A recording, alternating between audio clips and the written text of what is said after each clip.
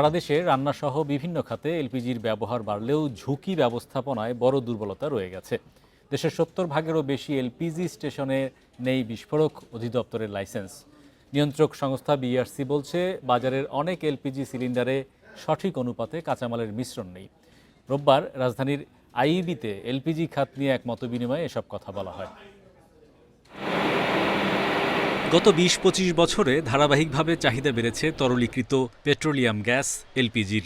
বর্তমানে বছরে প্রায় ১৭ লাখ টন এলপিজি আমদানি হয়। মূলত ব্যবহার হচ্ছে বাসাবাড়ি, রেস্তোরাঁর রান্নায়। তবে ১০ বছর ধরে গাড়ি ও শিল্পের জ্বালানি হিসেবেও ব্যবহার বাড়ছে এলপিজির। কিন্তু এই জ্বালানির ব্যবহার বৃদ্ধির সঙ্গে বেড়েছে ছোট বড় দুর্ঘটনাও। বিআরসি মিলনায়তনে এক গবেষণা প্রতিবেদনে বলা হয়, ১২ কেজির একটি এলপিজি সিলিন্ডারে ১২৮ কেজি বিস্ফোরকের সমপরিমাণ শক্তি থাকে। তাই এমন জ্বালানির ব্যবহার, পরিবহন, সংরক্ষণে সচেতনতা জরুরি। কেমিক্যাল বা এই হাই রিস্ক ইনস্টলেশনের জন্য আমাদের কিন্তু যথাযথ গাইডলাইন এখনো নাই। আপনি যদি একটু বাইরের দিকে তাকান তাহলে প্রসেস সেফটি ম্যানেজমেন্ট গাইডলাইন ওশার সেটা সবাই ফলো করে, কিন্তু আমরা এখনো সেই জায়গাটায় যেতে পারি নাই। অনুষ্ঠানে নিয়ন্ত্রক সংস্থা বিআরসির সদস্য জানান, এলপিজিতে ৩৫% প্রোপেন ও ৬৫% বিউটেন থাকতে হবে। এলপিজির কম্পোজিশন আমরা বিআরসিতে অ্যানাউন্স করেছি যে দিস ইজ অ্যাকচুয়ালি 35-65 হতে হবে প্রোপেন এন্ড বিউটেন। মার্কেটে, because I am also a grade professor, so I have previous studies, মার্কেটে সেটা সবসময় পাওয়া যায় না। ঠিক আছে, in fact the range is very high, the big range. আলোচকরা বলেন, দেশে ১,০০০-এরও বেশি এলপিজি অটো গ্যাস স্টেশন ব্যবসা করছে। বেশিরভাগ স্থাপনাই প্রয়োজনীয় শর্ত মেনে হয়নি। সেক্টর ওয়াইজ গ্যাপগুলো বের করে সেক্টর ওয়াইজ আমাদের যে রেগুলেটরি বডি আছে, যেটা কোম্পানি অ্যাসোসিয়েশন আছে, যারা ইউজার লেভেলে আছে, সবাইকে রোল রেসপন্সিবিলিটি ভাগ করে দিয়ে কার্যকরী ব্যবস্থা নেওয়া।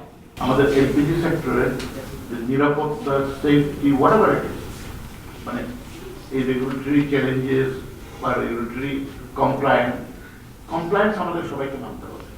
এলপিজি খাতে ঝুঁকি মোকাবিলায় ভোক্তা, পরিবেশক, শিল্প সব পর্যায়ে সচেতনতা ও দক্ষতা বাড়াতে প্রশিক্ষণের ওপর জোর দেন বিআরসি চেয়ারম্যান।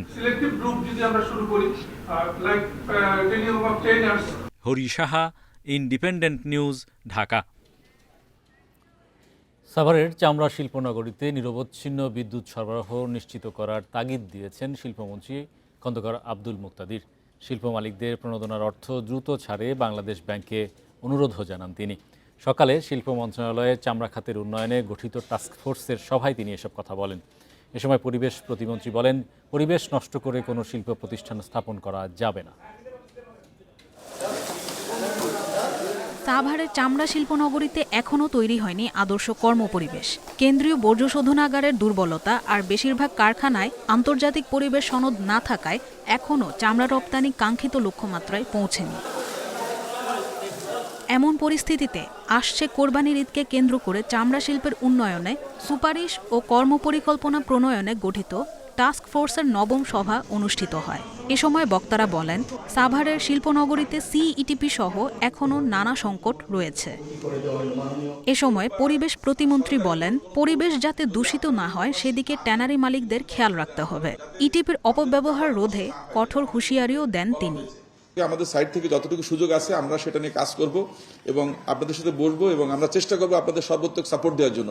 কিন্তু কোনো অবস্থায় যেন মানে আপনারা যে ইটিপি যেটা চালু আছে সেটা যেন বন্ধ রাখা না হয় বা সেটা যেন কোনো অবস্থায় যেন মানে ওইভাবে মিসইউজ না করা হয়, সেদিকে খেয়াল রাখতে হবে। অনুষ্ঠানে শিল্পমন্ত্রী বলেন, চামড়া খাতের রপ্তানি থেকে বছরে 10 থেকে 12 বিলিয়ন ডলার আয় করা সম্ভব। তবে সিইটিপি সহ বেশ কিছু দুর্বলতা থাকায় এখনও তা সম্ভব হচ্ছে না। যেসব ব্যবসায়ী কর্মপরিবেশ নিশ্চিত করবে তাদের সহযোগিতা করা হবে বলেও আশ্বাস দেন তিনি। আমরা একটা ছক বানাবো, ছকটা বানানোর পরে টু ডু লিস্ট বানানোর পরে কাকে কি দায়িত্বটা আমরা দিব সেটা নিয়ে আবার একবার আমরা সংক্ষিপ্ত পরিসরে বসবো এবং ঈদের পর থেকেই আমরা অ্যাকশন ওরিয়েন্টেড প্ল্যানের মধ্যে যাব। দক্ষ ও সৎ উদ্যোক্তাদের প্রণোদনা দেওয়ার পাশাপাশি চামড়া শিল্পকে আন্তর্জাতিক মানে উন্নীত করতে সবার সহযোগিতাও চান শিল্পমন্ত্রী। এত সম্ভাবনাময় একটা খাত আমরা হাতে ফাঁক দিয়ে ছেড়ে দেব। Adrita Rain, Independent News, Dhaka. Petrol pump থেকে তেল নিতে এখন শুধু টাকা না, প্রয়োজন হচ্ছে ফুয়েল কার্ড। এই কার্ড পেতে বাধ্যতামূলক করা হয়েছে বৈধ ড্রাইভিং লাইসেন্স ও রেজিস্ট্রেশন। বৈশ্বিক জ্বালানি সংকট মোকাবিলায় নীলফামারী জেলা প্রশাসনের এই এক সিদ্ধান্তেই পাল্টে গেছে পুরো চিত্র। গত এক মাসেই জেলায় লার্নার লাইসেন্সের আবেদন পড়েছে প্রায় 7,000, যা গত কয়েক বছরের রেকর্ড ভেঙে দিয়েছে। নীলফামারীর পেট্রোল পাম্পগুলোতে এখন দৃশ্যটা ভিন্ন। তেল নিতে আসা বাইক চালকদের হাতে টাকার পাশাপাশি থাকছে ফুয়েল কার্ড। এই কার্ড পেতে বাধ্যতামূলক করা হয়েছে মোটরসাইকেলের রেজিস্ট্রেশন ও ড্রাইভিং লাইসেন্স। যে নিয়মে জেলায় এখন বৈধ কাগজপত্র সংগ্রহের হিড়িক। বিআরটিএ বলছে, গত এপ্রিলেই জেলায় লার্নার লাইসেন্সের জন্য আবেদন পড়েছে প্রায় 7,000, যা গত 3 বছরের যে কোনো সময়ের তুলনায় রেকর্ড। চালকদের এই সচেতনতায় যেমন সড়কে শৃঙ্খলা ফেরার সম্ভাবনা তৈরি হয়েছে, তেমনি বড় অঙ্কের রাজস্ব জমা হচ্ছে সরকারি কোষাগারে। গত এক মাসে আমাদের নীলফামারী ছোট একটি জেলা, 6টি উপজেলা, এখানে প্রায় 7,000 বা ততোধিক, তার চেয়েও বেশি learner card driving licence issue হয়েছে এবং এতে সরকারি রাজস্ব হিসেবে 30 লক্ষ টাকার অধিক রাজস্ব আদায় হয়েছে। ফুয়েল কার্ড দিয়ে তেল নিতে পেরে খুশি চালকরা। লাইসেন্সবিহীন ও অপ্রাপ্তবয়স্ক চালকদের দৌরাত্ম্য কমায় স্বস্তি মিলেছে জনমনে। কারো কাছে রিকোয়েস্ট করার কোনো জায়গা প্রয়োজন হবে না। আপনার ড্রাইভিং লাইসেন্স থাকবে, আপনি স্বাধীনভাবে চলবেন, কোথাও কোনো বাধা নেই। যাদের কাগজপত্র রেগুলার আছে, ড্রাইভিং লাইসেন্স, গাড়ির কাগজ, তাদের অন্তপক্ষে তেল নেওয়াটা অনেক সহজ হয়েছে। যদি আমরা আইন মানি তাহলে আমাদের দেশের যে শৃঙ্খলা ফিরবে, প্লাস পাশাপাশি সরকার অনেক পরিমাণ রাজস্ব আদায় করতে পারবে। বিশেষজ্ঞরা বলছেন, আইনের যথাযথ প্রয়োগ এবং নাগরিক সচেতনতা একসাথে কাজ করলে সামাজিক শৃঙ্খলার পাশাপাশি দেশের টেকসই উন্নয়ন সম্ভব। আমরা যদি সমাজের সকলেই আইন মেনে চলি, তাহলে অবশ্যই সমাজের শান্তি শৃঙ্খলা বিরাজমান থাকবে এবং আমাদের প্রতিটি ক্ষেত্রে আইন মেনে চলার মাধ্যমে রাষ্ট্রীয় উন্নয়ন সাধিত হবে। শুধু এপ্রিল মাসেই লার্নার ফি বাবদ সরকারের রাজস্ব আয় হয়েছে প্রায় 35 লাখ টাকা। Independent news. বাজেটে নবায়নযোগ্য জ্বালানির প্রত্যাশা ও চ্যালেঞ্জ নিয়ে সিপিডি সংলাপ চলছে। সরাসরি আমরা চলে যাচ্ছি সেখানে। লাস্টলি নির্দেশ দিলেন যে এটাকে একটা অঙ্গীকারনামা দিয়ে ছেড়ে দিতে, ও এর মধ্যে আবার ওনারা আবার ওই চুয়েটের থেকে 2জন বিশেষজ্ঞ আনলেন এই যে মাউন্টিং স্ট্রাকচারটা এটারই পার্ট কিনা এটা বোঝার জন্য। তো ওরাই সেটার দিল যে হ্যাঁ এটারই পার্ট। মাউন্টিং এটা বোঝার কিছু নেই, ওই বিশেষজ্ঞ আনার প্রয়োজন ছিল না, তারপর ওনারা বিশেষজ্ঞ আনছেন। তো এনে এরপরে যখন তারাও এটা দিল যে হ্যাঁ এটারই পার্ট, কিন্তু তারপরও কিন্তু ছাড়ে নাই। এরপরও এনবিআর এর নির্দেশনা লাগবে। তো ফাইনালি এনবিআর থেকে নির্দেশনা মানে দিতে বাধ্য হয়েছে, মানে তাও এটা আমার অনুরোধে গিয়া শেষ পর্যন্ত বাধ্য হয়েছে যে দিতে একটা অঙ্গীকার নামে যেন এটা ছেড়ে দেয়। এনবিআর লিখিত আদেশ চট্টগ্রাম কাস্টম হাউসে যাওয়ার পরে এটা দিয়েছে। এটা বলার উদ্দেশ্য হলো মানে সরকার বা সরকারের এই লেভেল থেকে, এনবিআর থেকে, উপরের লেভেল থেকে যত কিছুই মানে সার্কুলার দেওয়া হোক, প্রজ্ঞাপন দেওয়া হোক, যদি ওই ফিল্ড লেভেলে যারা কাজ করবে তারা যদি সহযোগিতার ভূমিকা না থাকে তাহলে এই ধরনের ভোগান্তি হবে। আচ্ছা, ফাইনালি আমার ওই মালটা যদি আমি ডিউটিতে আনতাম 22 লাখ কত টাকা লাগতো, আর শেষমেশ যতক্ষণে আমাকে এটা ছাড় দিল ততক্ষণে আমার পোর্ট ড্যামারেজ আর কন্টেমার ড্যামারেজ দিতে হয়েছে 35 লাখ টাকা। 22 লাখ টাকা বাঁচাইতে গিয়া 35 লাখ টাকা আমার দিতে হয়েছে। তো এই হলো মানে আমাদের আসলে মানে এনবিআর এর মানে ফিল্ড লেভেলের কর্মকর্তাদের অবস্থা হইলো এরকম। তো এখন আমার এটা বলার উদ্দেশ্য হলো যে এনবিআর আশা করি এইবার এইগুলির উপরে যা কিছু আছে প্রত্যাহার করে নিবেন, কিন্তু প্রত্যাহার করার পাশাপাশি কোন রকমের ওই সার্কুলারের মধ্যে এটা আপনারা যারা বিশেষজ্ঞ এইগুলিতে, আপনারা একটু এইগুলি যারা কাজ করেন আপনারা একটু দেখবেন যে ওখানে এরকম কোনো ওই শব্দগত ভাষাগত কোনো মানে প্যাচ আছে কিনা। দেখা যায় যে ওনারা ইচ্ছে করে একটা প্যাচ কোনো এক জায়গায় রাখবেন যাতে আমাদেরকে ওই এর মধ্যে মানে ওই কথাটা বলা উচিত না, তারপর এখন একটু বলা দরকার। আমি চেয়ারম্যানকে বলছি যে আমি যদি আমার লোকজন যদি শুরুতেই ওই যে এআরও লেভেলে যে টাকাটা চাইছিল ওইটা যদি দিয়ে দিত তাইলে কিন্তু আর এই সমস্যা কখনই হইতো না। এই জায়গাটা আপনারা একটু যারা এইগুলির এক্সপার্ট আপনারা একটু দেখবেন যে যে প্রজ্ঞাপনটা হচ্ছে বা এবারের বাজেটে যেই জায়গাগুলি দিচ্ছে সেখানে কোনো রকম ভাষাগত জটিলতা বা কোনো কিছু ভিন্ন ব্যাখ্যা দেওয়ার কোনো সুযোগ আছে কিনা, এটি আমার বলার উদ্দেশ্য। Thank you very much. আমার মনে হয় যে বাংলাদেশে ব্যবসায়ীদের মধ্যে অতীত সরকারের সময় কিছু চুক্তি ও কাঠামোগত দুর্বলতায় জ্বালানি নিরাপত্তা নিশ্চিত করা সম্ভব হয়নি বলে মন্তব্য করেছেন প্রধানমন্ত্রীর অর্থ ও পরিকল্পনা উপদেষ্টা রাশেদ আল মাহমুদ তিতুমির। রোববার রাজধানীর এক হোটেলে সিপিডি আয়োজিত আলোচনায় এমন মন্তব্য করেন তিনি। বলেন, সেসব চুক্তি এমনভাবে করা হয়েছিল যা দেশের জন্য দীর্ঘমেয়াদী আর্থিক চাপ তৈরি করেছে। জ্বালানি সক্ষমতা না থাকে, জ্বালানি নিরাপত্তা নিশ্চিত না হয়, সেই জন্য আমার বাম পাশে হাতির ঝিলে বড় করে উৎসব করা হয়েছিল নিয়ন বাতি জ্বালিয়ে, যে আমদানির জন্য সমস্ত দেশকে আমরা দিয়ে দিচ্ছি। এক সপ্তাহের মধ্যে বিসিসিআই এর প্রশাসক হিসাবে সরকারি কর্মকর্তার স্থলে ব্যবসায়ী প্রশাসক নিয়োগ করা হবে বলে জানিয়েছে বিসিসিআই সংস্কার পরিষদ।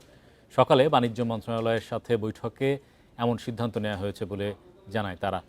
বুধবার রাজধানীর মতিঝিলে বিসিসিআই সংস্কার পরিষদের সংবাদ সম্মেলনে নেতারা বলেন, বাণিজ্য সংগঠনের বিধিমালা 2025 অনুযায়ী যেসব ধারায় পরিবর্তন আনা হবে তা সংস্কার পরিষদের সাথে আলোচনা করতে হবে। এ সময় সংস্কার পরিষদের সদস্য সচিব জাকির হোসেন বলেন, নতুন ব্যবসায়ী প্রশাসক নিয়োগের পর অতি দ্রুত নির্বাচনের তফসিল ঘোষণা করা হবে।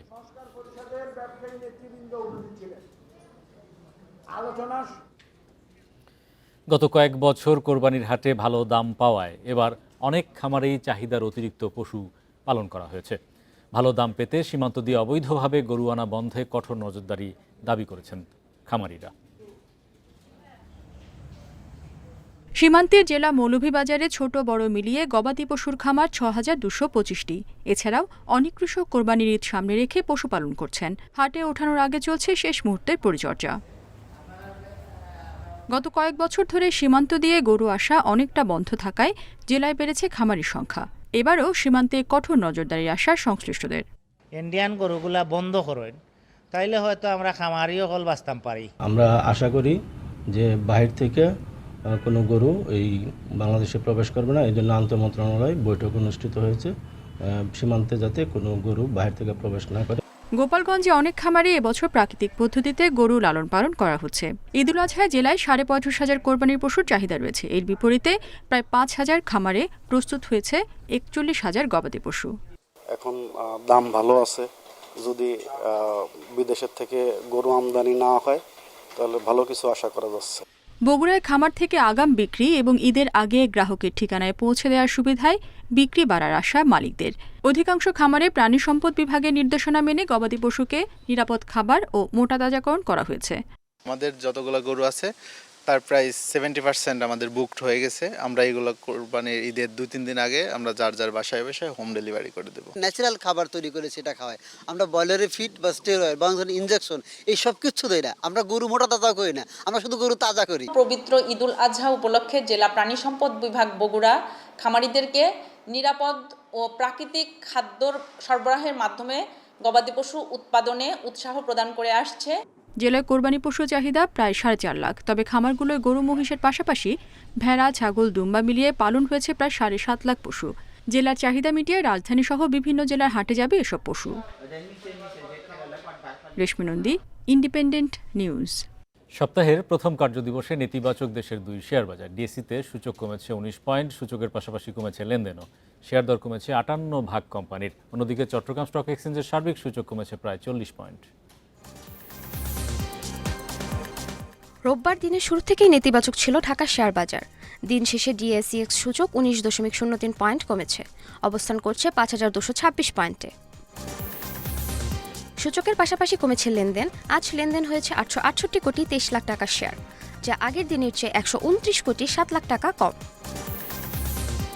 লেনদেনে অংশ নেওয়া 392টি কোম্পানি ও মিউচুয়াল ফান্ডের মধ্যে দর বেড়েছে 119টির, দর কমেছে 228টির এবং অপরিবর্তিত রয়েছে 45টি প্রতিষ্ঠানের শেয়ার দর। সবচেয়ে বেশি লেনদেন হওয়া প্রতিষ্ঠানের তালিকায় শীর্ষে আছে এনসিসি ব্যাংক, দ্বিতীয় অবস্থানে বাংলাদেশ ন্যাশনাল ইন্স্যুরেন্স, তৃতীয় অবস্থানে আছে ডমিনেট স্টিল। এদিকে শতাংশের দিক থেকে দর বৃদ্ধির তালিকায় প্রথমেই আছে GHCL, ICB দ্বিতীয় এবং তৃতীয় অবস্থানে আছে ন্যাশনাল ফিড মিল। অন্যদিকে চট্টগ্রাম স্টক এক্সচেঞ্জের সার্বিক সূচক 39.96 পয়েন্ট কমেছে, লেনদেন হয়েছে মোট 32 কোটি 11 লাখ টাকার share. Sumaiya Sanjana Nimmi, independent news. এই ছিল আজকের অর্থনীতি সারাদিনে। ইন্ডিপেন্ডেন্ট টেলিভিশনের সব খবর জানতে চোখ রাখুন ফেসবুক, ইউটিউব, এক্স। আমন্ত্রণ আমাদের পরের আয়োজনে।